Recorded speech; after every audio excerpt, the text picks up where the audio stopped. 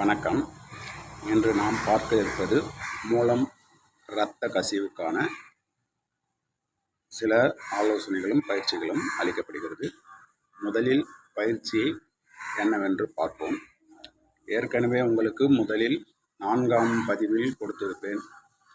அந்த பதிவு பலவிதமான நோய்களை தீர்க்கும் என்று கூறியிருந்தேன். அதில் மூலம் போன்ற இரத்த கசிவு போன்ற பிரச்சனைகளும் தீரும்.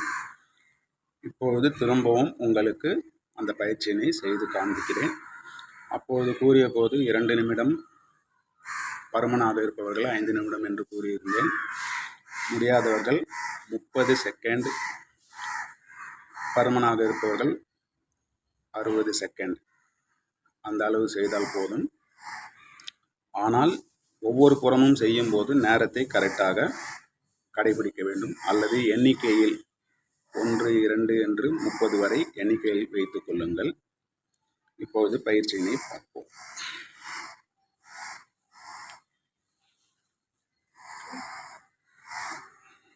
கால்களை இப்படி பத்மாசனத்தில் அமர்ந்து கொள்ளுங்கள்.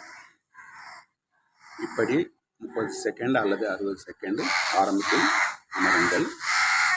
திரும்பவும் காலை மாற்றி அடுத்த காலில் அதே போன்று 30 செகண்ட் அல்லது 60 செகண்ட் இப்படி பயிற்சியை முடித்துவிட்டு இதே காலில் அடுத்த பயிற்சியை தொடங்கக்கூடாது. திரும்பவும் காலை மாற்றிக்கொள்ளுங்கள். முன்புறமாக சாய்ந்து தலையை கீழே தரையில் முட்டக்கூடாது. கைகளுக்கு இணையாக தலையை வைக்க வேண்டும். தலையை தரையில் வைத்தால் பாரம் முழுவதும் தரையில் போகும், பயிற்சி வீணாகும்.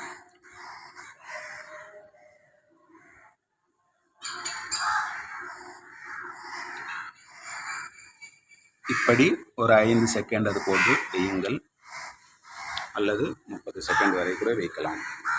இப்படி வைக்கும்போது வைத்தவுடனே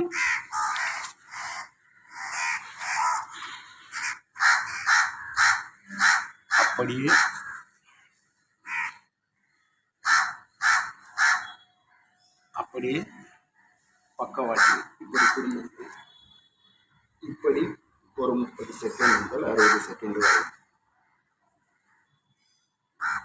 இந்த பகுதி முழுவதும் இழுக்க வேண்டும். அப்பொழுதும் சரியாகும். பிறகு இப்படியே வாருங்கள். அடுத்த பக்கம்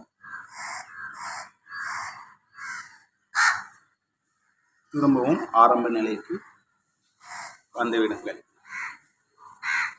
அடுத்தது அடுத்த பக்கம்.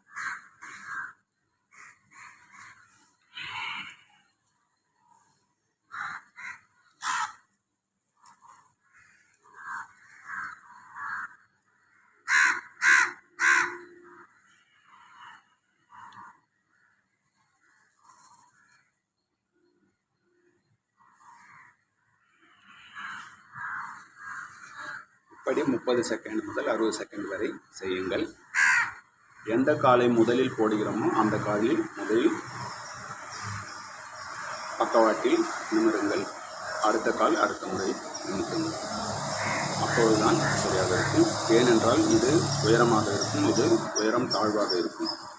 ஆகையால் அதை கடைபிடிங்கள். முதலில் நாம் இடும் கால் தான் செய்ய வேண்டும். பிறகு அடுத்த காலை மாற்றி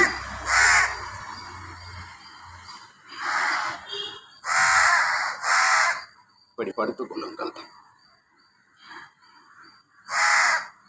கால்களை இப்படி வைத்து இப்படி திருப்புங்கள். இப்படி திருப்பும்போது பக்கவாட்டில் உள்ள சதைகள் அனைத்தும் சீர் செய்யப்பட்டு வெளியே கழிவுகள் வருவதற்கு இலகுவாக்கிவிடும். இப்படி 10 முறை அல்லது 20 முறை செய்து கொள்ளுங்கள். முடித்தவுடன் கைகளை மேலே உயர்த்துங்கள். மூச்சு பிரச்சனை உள்ளவர்கள் கீழே வைத்தால் போதும். மற்றபடி அனைவரும் மேலே உயர்த்துங்கள். கால்களை அப்படியே தரையில் படும்படியாக அழுத்தி இப்படியே படுக்க வேண்டும். 30 செகண்ட் முதல் 60 செகண்ட் வரை இந்த பயிற்சி. அதற்கு முன்பாக இப்படி உடனே 10 முறை செய்யுங்கள். கைகளில் இப்படி வலிக்கக்கூடாது. முழுவதுமாக இப்படி அழுத்த வேண்டும். இப்படி போக வேண்டும். தரையில் படும்படியாக கால் அழுத்த வேண்டும். இந்த பயிற்சி 10 முறை செய்த பிறகு அடுத்த கால்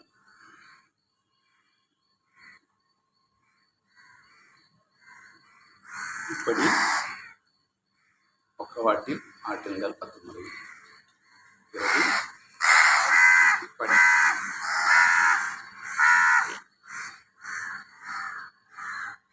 10 முறை இப்படி செய்து பிறகு முழுவதுமாக இப்படியே தேய்த்து விடுங்கள். இப்படி 30 முதல் 60 செகண்ட் வரை படுக்கவும். பிறகு அடுத்த கால்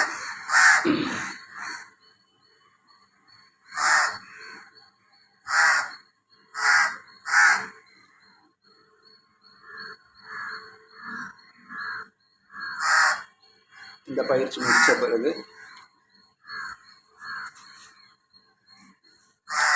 அப்படியே வந்து கால்களை இப்படி வைத்து இப்படியே அமருங்கள். சரியாக 2 நிமிடம் அல்லது 5-10 நிமிடம் கூட இப்படி அமரலாம். இப்படி அமருவதால் பலவிதமான நோய்கள் தீரும். கால்களில் யானை கால் போன்ற வீக்கங்கள் இருக்கும், நீர் கோர்த்திருக்கும், இப்படி அனைத்து பிரச்சனைகளும் உங்களுக்கு தீர்வு வரும் இது பயிற்சியினால். இப்படி 10 நிமிடம் வரை இருக்கலாம். அதே போன்று அடுத்த காலில் 5 நிமிடம் இருந்தாலும் போதும். அது உங்களின் பயிற்சியை பொறுத்து. இது முடித்த பிறகு அப்படியே கால்களை நேராக வைத்துக் கொள்ளுங்கள். அந்த பயிற்சியெல்லாம் முடித்த பொழுது ஆசன வாய்கள் அனைத்தும் உங்களுக்கு ஓப்பன் ஆகி இருக்கும். நாம் கழிவுகள் கழிக்கும்போது தெரிக்கும். அதற்கு நேராக கொண்டுவதற்கு இந்த பயிற்சி. கால்களை தரையில் முழுவதும் படும்படியாக வைத்துக் கொள்ளுங்கள். நாம் கைகள் கால்களை முன்னுக்கு தள்ளாதீர்கள். நம் முகம் இந்த கால்களில் அழுத்தும்படியாக வைக்குங்கள்.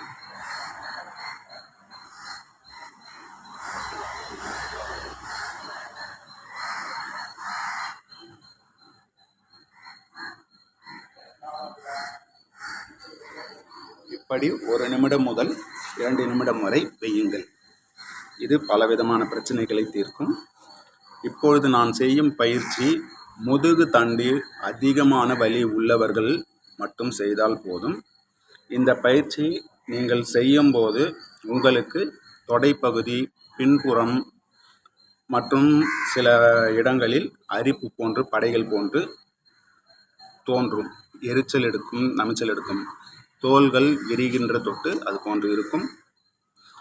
முதுகு வலி அதிகமாக இருப்பவர்கள், அதாவது எந்நேரமும் படுத்துக்கொண்டே இருக்க வேண்டும் என்று இருக்கும், அவர்கள் மட்டும் இந்த பயிற்சியை செய்தால் போதும். மற்றவர்கள் செய்ய வேண்டிய அவசியம் இல்லை. நன்றாக கவனியுங்கள்.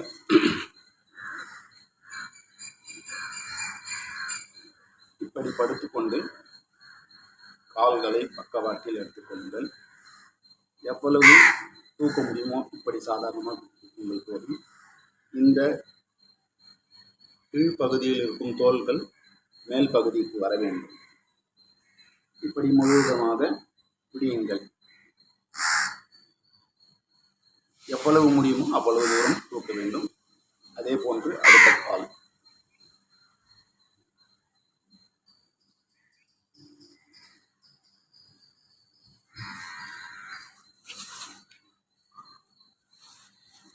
இந்த பயிற்சி உங்களுக்கு எப்படிப்பட்ட முதுகு வலி இருந்தாலும், நடுமுதுகு வேதனை, கீழ்முதுகு வேதனை, இப்படி பலவிதமான முதுகு வேதனைகள் இருக்கும், அதை நிவர்த்தி செய்யும்.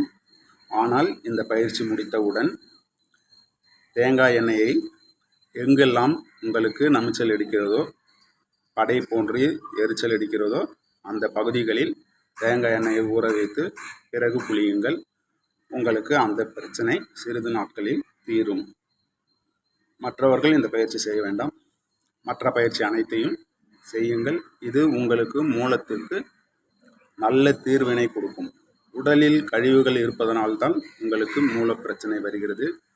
இன்னும் மற்றும் அடுத்த பாகத்தில் பார்ப்போம். வணக்கம்.